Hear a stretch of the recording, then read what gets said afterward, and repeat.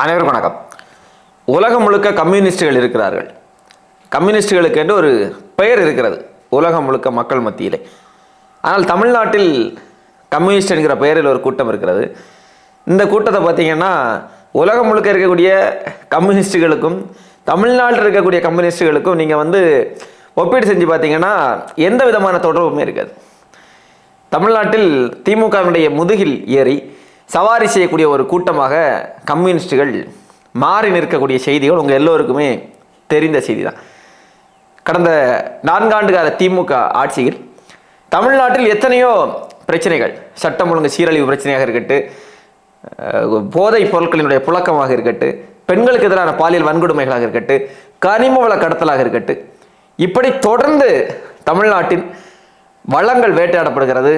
தமிழ்நாட்டு மக்களுடைய பாதுகாப்பு கேள்விக்குறியாக இருக்கிறது. தொடர் போராட்டங்களை ஒட்டுமொத்த மக்களும் பலதரப்பட்ட மக்களும் அரசியல் கட்சிகளும் எழுப்பி வரக்கூடிய சூழல்ல பேசாம அமைதியாக இருந்து திமுகவுக்கு சேவகம் செய்யக்கூடிய கம்யூனிஸ்டுகள் எப்போது களமிறங்குவார்கள் அப்படின்னா, திமுகவினுடைய அரசியலை யாராவது கேள்விக்குள்ளாக்குகிறார்கள் என்றால், திமுகவினுடைய தவறான நிர்வாக சீர்கேடுகளை இல்லையென்றால் திமுக ஆட்சியில் நடக்கக்கூடிய அவலங்களை யாராவது பேசினார்கள் என்றால் உடனடியாக திமுகவுக்கு சேவகம் செய்வதற்காக ஒரு அடியாள் போன்று இந்த கம்யூனிஸ்டுகள் இறங்குவார்கள், இல்லை என்றால் இறக்கி விடப்படுவார்கள்.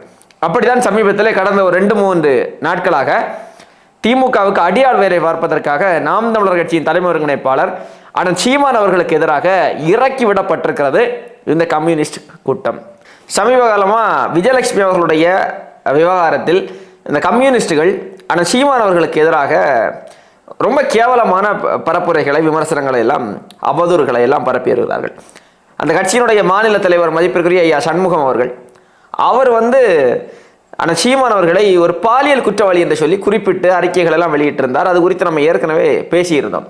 நீதிமன்றத்தில் வழக்கு இருக்கிறது. நீதிமன்றத்தில் வழக்கு இருக்கிற போது எப்படி நீங்கள் பாலியல் குற்றவாளி என்று குறிப்பிடுவீர்கள்? ஏன்னா நீங்கள் என்ன உச்சநீதிமன்றத்தினுடைய நீதிபதியா என்று சொல்லி நம்ம ஏற்கனவே கேட்டிருந்தோம். அப்படி இருக்கக்கூடிய சூழல்ல இப்போ ஒரு காணொலி ஒன்றை வெளியிட்டிருக்கிறார் அதே தலைவர், கம்யூனிஸ்ட் கட்சியுடைய தலைவர். அது என்ன சொல்றார் அப்படின்னா, நுழலும் தன் வாயால் கெடும். அப்படிதான் சீமான் கம்யூனிஸ்டுகளை அவர் கேள்வி எழுப்புகிறார்.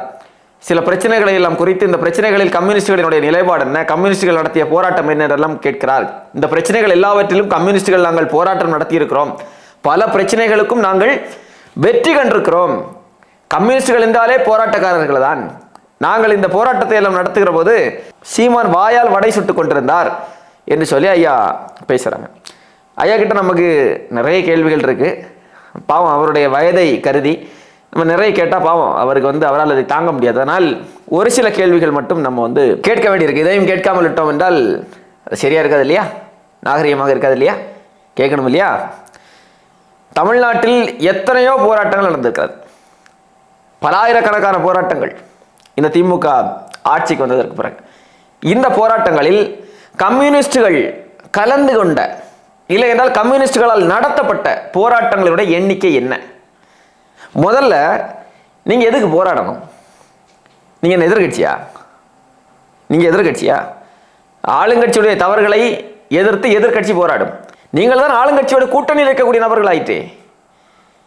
முதலமைச்சர் சொல்லி பிரச்சனைகளுக்கான தீர்வை பெற்று தர வேண்டியதானே. என்ன சொன்னீங்க? கம்யூனிஸ்டுகள் என்ன சொன்னீர்கள்? திமுக கூட்டணி நாங்கள் ஆட்சிக்கு வந்தோம் என்றால் தமிழ்நாட்டில் பாலாறும் தேனாரும் ஓடும், தமிழ்நாட்டில் எந்த பிரச்சனையுமே இருக்காது சொன்னீர்களா இல்லையா? தமிழ்நாட்டுடைய வளங்கள் பாதுகாக்கப்படும் சொன்னீர்களா இல்லையா? பல லட்சக்கணக்கான டன் கணக்கில் இந்த மண்ணினுடைய மலைகள் உடைத்து நொறுக்கப்பட்டு கேரளாவுக்கு கடத்தப்படுகிறதா இல்லையா? அது குறித்த கம்யூனிஸ்டுகளுடைய நிலைப்பாடு என்ன? இந்த மாநில தலைவருடைய நிலைப்பாடு என்ன? உங்களுடைய தேசிய தலைமையின் நிலைப்பாடு என்ன? என்ன நிலைப்பாடு? தமிழ்நாடு அரசிடம் நீங்கள் கோரிக்கை வைக்கிறத விடுங்க, கேரள அரசிடம் கோரிக்கை வைத்தீர்களா? கேரளா உங்களுடைய அரசு தானே, உங்களுடைய கம்யூனிஸ்ட் அரசு தானே அங்கே ஆளுகிறது. எத்தனை முறை கோரிக்கைகள் வைத்தீர்கள்? ஏங்க நீங்க தமிழ்நாட்டுடைய மலைகளை எல்லாம் உடைத்து நொறுக்கி இங்கிருந்து அங்கே கடத்துவது என்பது சட்டவிரோதமான செயல். அந்த சட்டவிரோதமான செயலில் நீங்கள் ஈடுபடாதீர்கள். இங்குள்ள மலைகள் எல்லாம் முழுமையாக உடைத்து நொறுக்கி விட்டார்கள், மலையே இல்லை. அதே போன்று வாகனங்களிலே தமிழ்நாட்டுடைய மலைகளை உடைத்து அந்த பாறைகளை எடுத்து வருகிற போது பல உயிரிழப்புகள் ஏற்படுகிறது. ஓவர்லோடு, எல்லாமே ஓவர்லோடு. முற்று முழுதுமாக சட்டத்தை மீறி இந்த கனிம வள கடத்தல் நடக்கிறது. அதனால் கேரள அரசு இந்த கனிம வள கடத்தலை ஆதரிக்க கூடாது என்று சொல்லி பேசினீர்களா? கேரள அரசிடம் பேசினீர்களா? இல்லை இங்க இருக்கக்கூடிய உங்களுடைய கூட்டணி கட்சி திமுகவிடம் எத்தனை முறை பேசினீர்கள்? எத்தனை முறை பேசினீர்கள்? சட்டமன்றத்தில் எத்தனை முறை பேசினீர்கள் நீங்கள் இது குறித்து? சட்டமன்றத்தில் இதை கேட்டால் ஒரு லெட்டர் பேடை தூக்கிட்டு வர்றாங்க கம்யூனிஸ்டுகள்.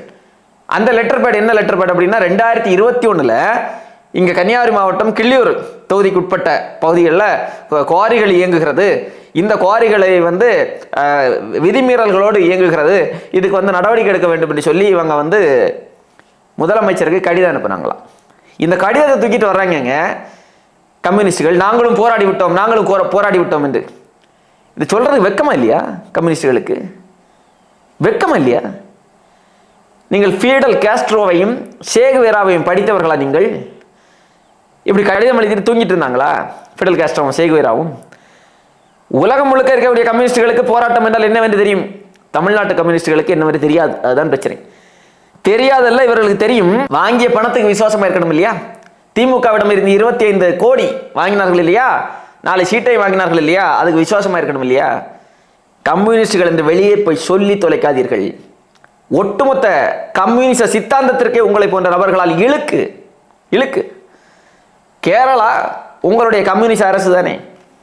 அங்கிருந்து தமிழ்நாட்டிற்குள் கோழி கழிவுகளையும் மருத்துவ கழிவுகளையும் கட்டற்று அளவுக்கு அதிகமாக தொடர்ந்து இங்கே கொண்டு கொட்டிட்டு இருக்கிறான்.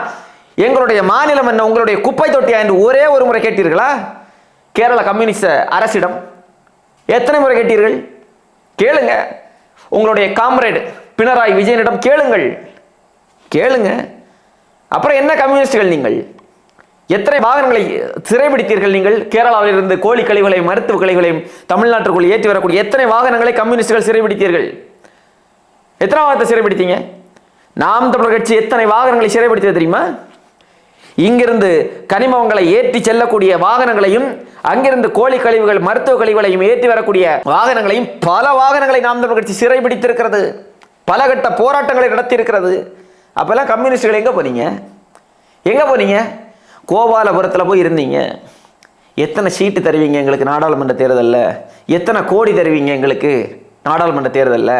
நீங்களெல்லாம் கம்யூனிஸ்டுகள் என்று சொல்லலாமா வெளியே?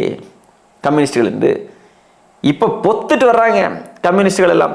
விஜயலட்சுமிக்கு நீதி வேண்டும் என்று சொல்லி கம்யூனிஸ்டுகள் நின்று போராடுகிறார்கள், குரல் கொடுக்கிறார்கள். அண்ணா பல்கலைக்கழகத்தில் ஒரு மாணவி பாலியல் வன்கொடுமை செய்யப்பட்டால் இல்லையா, அந்த மாணவிக்கான நீதி கிடைப்பதற்கு எத்தனை முறை கம்யூனிஸ்டுகள் குரல் கொடுத்தீர்கள்? உங்களுடைய நிலைப்பாடு என்ன? அதில் திமுக அரசுக்கு எத்தனை முறை அழுத்தத்தை கொடுத்தீர்கள்? ஒட்டுமொத்த நாடே பேசியது இல்லையா? யார் அந்த சார் என்கிற கேள்வியை எழுப்பி எத்தனை முறை பேசினீர்கள் நீங்கள்? நாளுக்கு நாள் தினம் தினம் தமிழ்நாட்டில் பெண்களுக்கு எதிரான பாலியல் வன்கொடுமை சம்பவங்கள் எல்லாம் அதிகரித்து வருகிறது. இந்த கம்யூனிஸ்டுகள் எத்தனை முறை பேசினீர்கள் நீங்கள்? அதை எத்தனை முறைங்க பேசினீங்க? தமிழ்நாடு ஒரு போதை மாநிலமாக மாற்றப்பட்டு வருகிறது. கம்யூனிஸ்டுகளுடைய நிலைப்பாடு என்ன? உங்களுடைய நிலைப்பாடு? நீங்கெல்லாம் முதல்ல கம்யூனிஸ்டுகளா? நீங்க எப்படி கம்யூனிஸ்டுகள் என்று சொல்வீர்கள்? உலகம் முழுக்க இருக்கக்கூடிய கம்யூனிஸ்டுகளுக்கு என்று ஒரு பெயர் இருக்கிறது. இவங்க கார்ப்பரேட்டுகளிடம் பணம் வாங்க மாட்டார்கள், கார்ப்பரேட்டுகளிடம் பணம் வாங்காமல் கார்ப்பரேட் நிறுவனங்களை எதிர்த்து போராடுவார்கள் என்று சொல்லி கம்யூனிஸ்டுகள் என்றாலே அந்த ஒரு பெயர் இருக்கிறது. அந்த நற்பெயர், அந்த நற்பெயரை கெடுப்பதற்காகவே தமிழ்நாட்டில் ஒரு கூட்டம் இருக்கிறது. அதுதான் தமிழ்நாட்டு கம்யூனிஸ்டுகள். நேரடியாக கார்ப்பரேட்டில் போய் பணம் வாங்கினா விமர்சனம் வந்துவிடும் என்று சொல்லி திமுக போய் கார்ப்பரேட் மூலமாக பணம் வாங்குவார்கள். திமுகவுக்கு கார்ப்பரேட் நிறுவனங்கள் பணம் கொடுக்கிறதா இல்லையா? கொடுக்கிறது. லாட்ரி மார்ட்டினே பணம் கொடுத்தாருங்க திமுகவுக்கு. இன்னும் பல கார்ப்பரேட் நிறுவனங்கள் திமுகவுக்கு பணம் கொடுக்கிறது. அந்த பணத்தில் இருந்து தானங்க உங்களுக்கு 25 கோடியை தூக்கி தந்தார்கள் திமுக. அப்ப கார்ப்பரேட்டுகளிடம் இருந்து நாங்கள் பணமே வாங்குறது இல்ல, தேர்தல் பத்திரத்தின் மூலமாக பணம் வாங்காத ஒரே கட்சி கம்யூனிஸ்டுகள் என்று சொல்லி பச்சையாக பொய்யெல்லாம் பேசுகிறார்கள். எப்படிங்க? நேரடியாக பணம் வாங்கினாலும் சரி, மறைமுகமாக பணம் வாங்கினாலும் சரி, ஏஜென்ட் மூலமாக பணம் வாங்கினாலும் சரி, பணம் வாங்கப்பட்டது தான். மறக்க முடியுமா? திமுக இந்த பணம் வாங்கலன்னு மறக்க முடியாது உங்களால். இப்போ இவ்வளவு நாளும் மறைமுகமாக தான் பணம் வாங்கிட்டு இருந்தாங்க. இப்போ நேரடியாக ஒரு செய்தி வந்திருக்கு. Deccan tobacco exports private limited என்கிற கார்ப்பரேட் நிறுவனத்திடமிருந்து 1 லட்சம் ரூபாய் பணம் வாங்கியிருக்கிறார்கள் இந்த கம்யூனிஸ்டுகள். 24/3/2023 அன்று கொடுக்கப்பட்டிருப்பதாக செய்தி வந்திருக்கிறது. இதுக்கு என்ன பதில் சொல்ல போறீங்க கம்யூனிஸ்டுகளே? என்ன பதில் சொல்ல போறீங்க? நீங்கெல்லாம் நாம் தமிழர் கட்சி குறித்து பேசலாமா? உங்களுக்கெல்லாம் நாம் தமிழர் கட்சி குறித்து பேசுவதற்கு என்ன அருகதை இருக்கிறது, என்ன தகுதி இருக்கிறது? இந்த கம்யூனிஸ்டுகள் இன்னொரு வினோதமான வேலை செய்வாங்க. நீங்க கன்னியாகுமரியிலிருந்து திருவனந்தபுரத்துக்கு ரயிலில் பயணம் செஞ்சு பாருங்க, ரயில்லையோ இல்லை பேருந்துலையோ பயணம் செய்து பாருங்கள். பக்கத்தில் கம்யூனிஸ்டுகள் இருந்தார்கள் என்றால் அவர்களிடம் அரசியல் ரீதியாக பேச்சு கொடுத்து பாருங்க. பாரசாலை வரைக்கும் ராகுல் காந்தியை பிரதமராக்குவோம் என்று சொல்லி பேசுவார்கள். பாரசாலை தாண்டியதும் ராகுல் காந்தியை நாங்கள் வீழ்த்துவோம் என்று பேசுவார்கள். தமிழ்நாட்டில் ஒரு நிலைப்பாடு, கேரளாவில் ஒரு நிலைப்பாடு. இதுதான் இந்த கம்யூனிஸ்டுகளினுடைய இன்றைய நிலை. கேடுகட்ட நிலை, கேவலமான ஒரு நிலை. இந்தியா கூட்டணி என்று ஒரு உருவாக்கினீர்கள் இல்லையா? அந்த இந்தியா கூட்டணியினுடைய அங்கமாகத்தானே காங்கிரசும் உங்களுடைய கம்யூனிஸ்டுகளும் இருந்தது. அந்த இந்தியா கூட்டணியினுடைய முதன்மையான தலைவராக இருக்கக்கூடிய ராகுல் காந்தி அவர்கள் கேரளாவிலே வயநாட்டில் போட்டிட்ட போது நீங்க யாருக்கு வேலை செஞ்சிருக்கணும்? யாருக்கு வேலை செஞ்சிருக்கணும்? இந்தியா கூட்டணியோடு வராத கட்சிகளை எல்லாம் இவர்கள் வாக்களை பிரிப்பதற்கு பிஜேபியினுடைய பி டீமாக வேலை பார்க்கிறார்கள் என்று விமர்சனத்தை வைத்த கூட்டம் தான் நீங்கள். கேரளாவில் நீங்க செய்தது என்ன? ராகுல் காந்திக்கு எதிராக கம்யூனிஸ்ட் வேட்பாளர் நிறுத்திச்சிங்க இந்த கூட்டம். தமிழ்நாட்டில் நாம் தமிழர் கட்சி தனியாக போட்டியிடுகிறது, நாம் தமிழர் கட்சியை பாஜகவுடைய பி டீம் என்று சொல்லிய இந்த கூட்டம் தான் கேரளாவில் ராகுல் காந்தியை எதிர்த்து வேட்பாளரை நிறுத்தி ராகுல் காந்தி தான் எங்களுடைய பிரதானமான எதிரி என்று பரப்புரை செய்தவர்கள் இவர்கள், இந்த கம்யூனிஸ்டுகள். வெட்கமா இல்லையா உங்களுக்கு இதெல்லாம் செய்யறதுக்கு? நீங்கள் நாம் தமிழர் கட்சியை பற்றி பேசலாமா? நீங்கள் தமிழ்நாட்டு கம்யூனிஸ்டுகளுக்கு நாங்கள் சொல்லிக்கொள்ளக்கூடிய செய்தி ஒன்றுதான், எங்களுக்கு நீங்கள் எதிரிகள் அல்ல, நாங்கள் உங்களை எதிரிகளாக நினைத்து இந்த களத்தில் நிற்கல. நாங்கள் ஆளுகிற திமுக அரசினுடைய தவறுகளை சுட்டிக்காட்டி திமுக அரசுக்கு எதிராக அரசியல் செய்து கொண்டிருக்கிறோம். தேவையில்லாம நீங்க குறுக்க மறுக்க வந்து விழுந்தீங்கன்னா உங்களுடைய போலி முகத்திரைகளையும் மக்கள் மன்றத்தில் அம்பலப்படுத்த வேண்டியிருக்கும்.